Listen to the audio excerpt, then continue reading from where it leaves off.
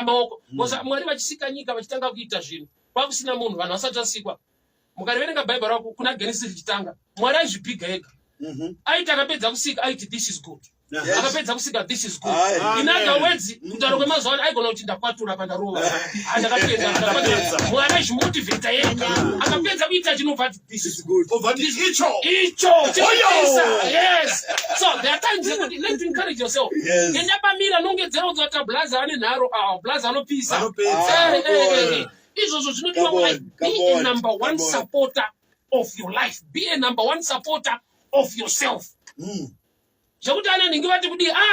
Discover what is new. Come on. You are so special. Bible wrote you are wonderfully and fearfully made. Yes. Wonderfully and fearfully made. So, your statement is wonderfully and fearfully made. I'll give you this picture. Garden rarare runamba garden nekuda kwekuti kune vashandi vekanzo vanoita cheka loan vachimaintain kureva kuti vakaita strike for 3 months runoita sango reHarare.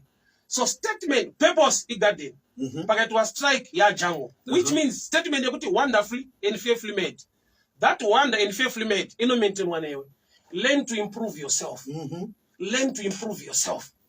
Gona kuzimprove kusikuzirwisa kuzvielevata kubva pane levels kuva neskill kuita zvinhu zviri unique ati iwe wakasikwa discover yourself ndine gifting in this area dzimwe nguva gifting yauinayo ndeni mumwe ari paside pako but the difference iri pakuti iwe une skill yawakudevelopa une improvement yawakuita vanhu vanoita zvinhu zvakafanana panyika variko vanotamba bhora vanotamba wakawanda but kuna anonzi soccer star matambiro kwete kutamba bhora so kutamba bhora kuri common maplayers anotamba but matambiro makes you a star.